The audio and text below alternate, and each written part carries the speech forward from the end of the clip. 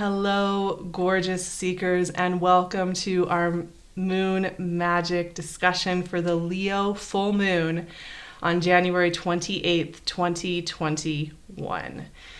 This is a powerful moon. It is full of fixed sign energy. All the aspects here are happening in fixed signs. It is a lot about squares and oppositions, which means that we're having a deep assessment time. I think full moons are always assessment energy, right? It's about really seeing the completion of something, really like sitting with how we've transformed or grown over the cycle of the moon. And this particular one with all the square and opposition action in all the fixed sign, all in 3 fixed signs, is making it really about sustainability and really about being very honest with ourselves.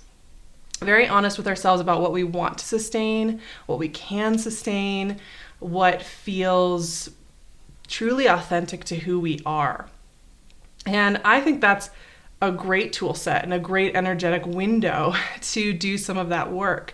So often we think of squares and oppositions and challenging energy like this as something to dread or fear or run away from, when it's the very medicine we need. I'd also like to mention, just before we get into all the aspects, Leo energy is, so this moon is moving through Leo, obviously opposing the moon and the sun in Aquarius. And Leo energy, yes, it's about childlike joy.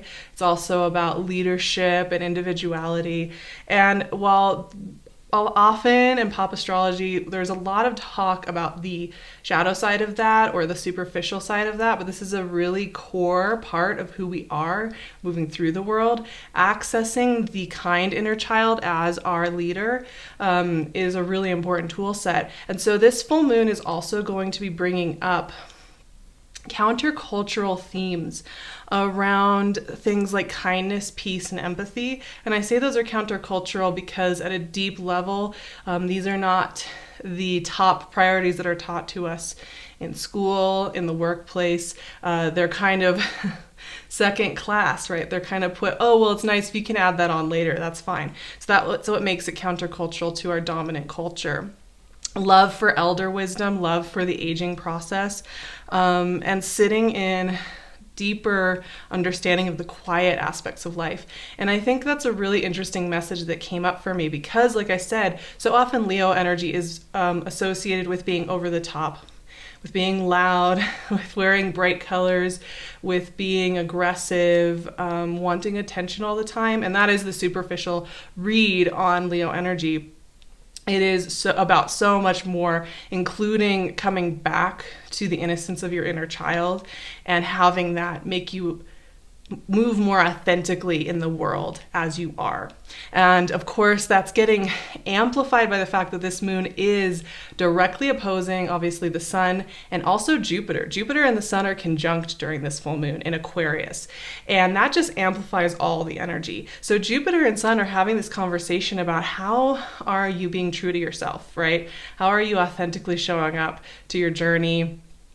And that doesn't mean, how you are like forcing yourself on others, right? Or how you're projecting yourself out into the world all the time. I think one thing about this moon is it's really assessing, how you feel maybe you have to act, how you feel maybe you have to project yourself out. And are you okay with how you feel internally? Are you okay with how the conversation you're having with your inner child, your inner leader?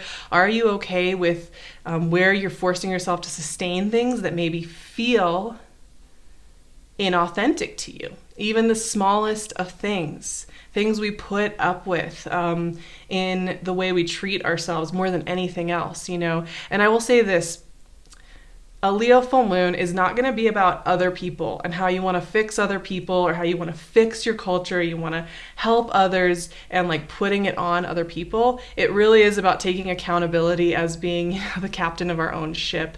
And so it's going to ask you those questions like, okay, that's great. You can talk about all the other people maybe that are causing you stress or drama in life or you disagree with in life. But what about the conversation you're having with yourself? Right? So it's going to direct you time and again back to yourself in a loving way, yes, but also in a really honest way. Not only do we have Sun and Jupiter just amplifying this energy over in Aquarius, opposing this moon, waking up what we want to expand, what we want to sustain forward at an authentic level, but all of this, Sun and Moon and Jupiter having their conversation in the Leo-Aquarius axis, it's all getting squared off by Mars in Taurus, and loosely by Uranus in Taurus as well. Mars and Uranus right now are doing a lot of path clearing. They're very because they're both in this sign. Mars won't be in Taurus for too much longer, but Mars is kind of asking us how we want to take our action and really sustain it. And this square off here is really about questioning how you're using your willpower, your stamina, your intention, all of that, to create things in your life or to stop yourself. So all of this fixed sign energy, once again, it goes back to, are you doing things? Are you feeling things? Are you having conversations that are sustainable or that you want to sustain? Because in the heart of it, one of the essential ingredients to the Leo-Aquarius axis, which is so lit up here for this full moon, and there's so much energy in Aquarius right now, it's wild over there, right? It's, one of the key components of this axis, which I have a really personal tie to because obviously I'm a Leo sun and I love Aquarian energy. So I just love this axis, but it's about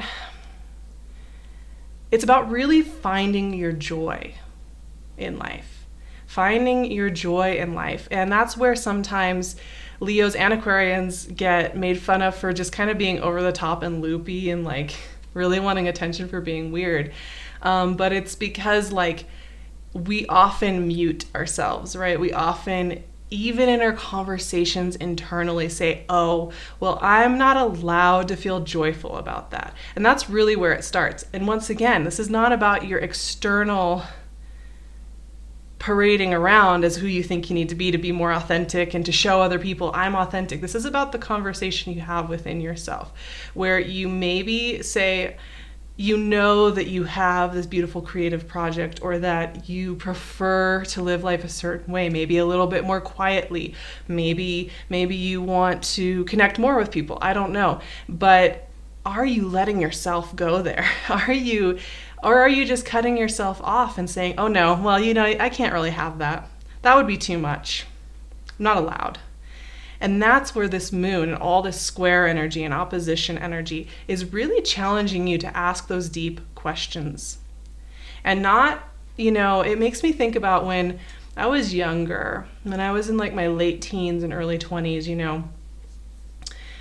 it would always be the holidays and we'd all come back together and there'd be like an evening party sometime where like all my parents' friends would be there and they'd be asking me what I was doing, and I always felt like I had to come up with an answer that seemed tidy and acceptable to them because I didn't want to get like their fear projections immediately put on me, right? Like if I told them, oh, well, I think I'm just gonna like move to the city and see how it goes and go do this project, they'd be like, well, what about this? And what about this? They'd start asking me these really worried questions. And so I would just give them like the most basic, safe answer so that I wouldn't get those like doubtful questionings because it stressed me out. And I'd feel so angry inside that I felt like I had to edit myself down, that I had to, hide like this desire to do things a little differently. And I'm sure many of you, that's a tale as old as time as far as generations having different perspectives, which is fine. But I do remember feeling like I edited myself down. And we do that internally as well. Right? We want to come up with the tidiest answer for ourselves. We don't want to like allow our creativity to spill over. And one thing to kind of keep in mind with this moon too is, yes, I've been talking about kind of the challenging aspects here, the squares and the oppositions, and having to sit and really assess and be honest with ourselves, within ourselves, about how we are either nurturing our inner child or we are shutting it down. But I also think this is a moon that is great for brainstorming, for doing creative, very creative open-minded brainstorming for how maybe you want to make shifts. Rather than saying, oh no, that's not possible this year because X, Y, and Z, to say, what if, right? This is an amazing moon to do just that and just play. There's no point system here. If you're brainstorming at night and you're creating a whole bunch of Post-it notes during this full moon, there's nobody that's going to come in and say, well, that's a dumb idea. Just have fun, release that inner child and that inner weirdo inside of yourself and let it just brainstorm with you. Don't bring the version of yourself that has to go to the Christmas party with all the adults that are telling you that you should be worried to the party of this full moon. Bring the person inside of you who wants to do things slightly differently and see what your conversation with yourself ends up being like, because I think that's really where the medicine in this full moon is. And that's where I was saying it's a little bit countercultural too, right? Because, okay, we think of all this fixed sign energy and all that as like being kind of in traction and like, and pushing and like having to force beautiful things to happen. But I think, being in peace, being in softness, being in playfulness, as a way to actively connect with your life, and have that actually be a very proactive, very positive, very nourishing stance to take when you're working through these big questions of like who you are and how you want to move forward, is really the best place to be if you're wanting to shift things. It's not in the feeling bad. It's not in the feeling anxious. It's not in the feeling determined or, geared up for some kind of battle in life. It's when we soften.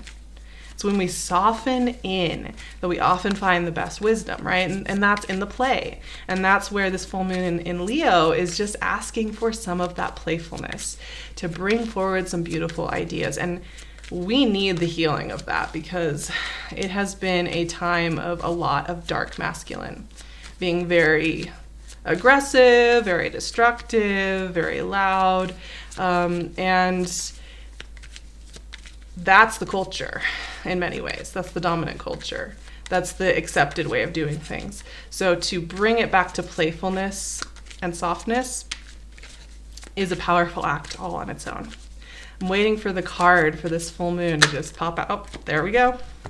10 of Pentacles. Oh, I love that. And it makes so much sense because, like I said, as soon as I sat down to look at this moon and I saw all that fixed sign energy just perfectly, I mean, these degrees are so close for the Jupiter and Sun conjunct directly opposing the moon, and the Mars square in Taurus. I was like, oh my gosh, look at that squaring opposition energy. But what I really thought about was what do you want to sustain?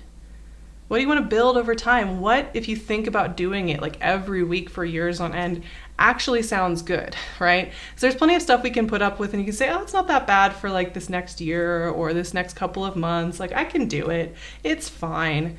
But what do you really see yourself engaging with for years to come? That's really what this moon is about. But like I said, not in that serious way of like feeling like you've got to weigh the heavy aspects of it, but what feels good, right? What feels good to build. 10 of Pentacles is all about your legacy. It's all about the long term. It's all about zooming out enough, right, to access an understanding of why when you get to the big picture, it actually always comes back to the small picture again, right? Because you realize life it goes by, and it's a composite of all the small moments where we either shut ourselves down or we open up, right?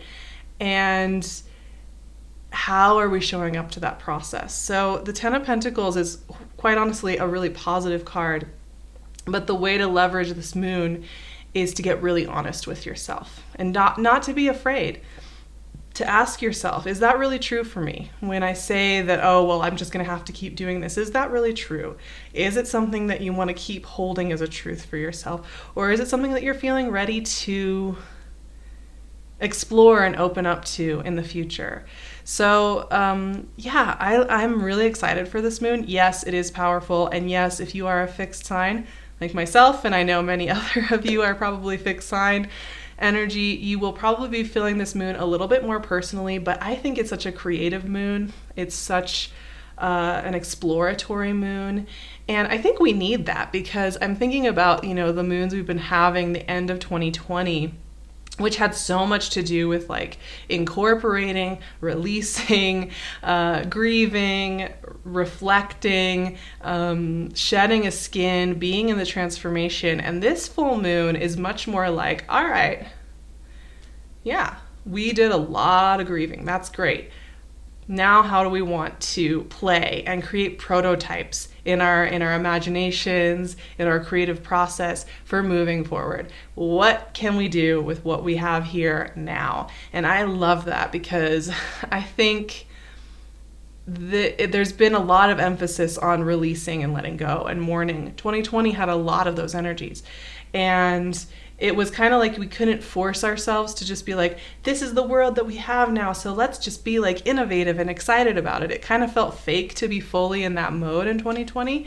One of the nice things with 2021 is, yes, we're still in a kind of bridge building year. This is like the second part of the bridge building year, 2-year cycle, but it's that we are understanding what we're working with now. And therefore, when we do these brainstorming things, we can actually authentically be engaging with these new perspectives that we've learned over the last year and these new tool sets that we've learned over the last year. So there's this exciting element to the moons coming up and to this year in general that has a little bit more of that playful, creative, forward-thinking energy to it. And that also has to do with the fact that we have so much energy in Aquarius this year. So I'm excited. I'm so curious to see what comes up for you during this Leo full moon. It's going to be a ride. I just have a feeling I'm definitely going to be utilizing every second of this full moon, I think, next week.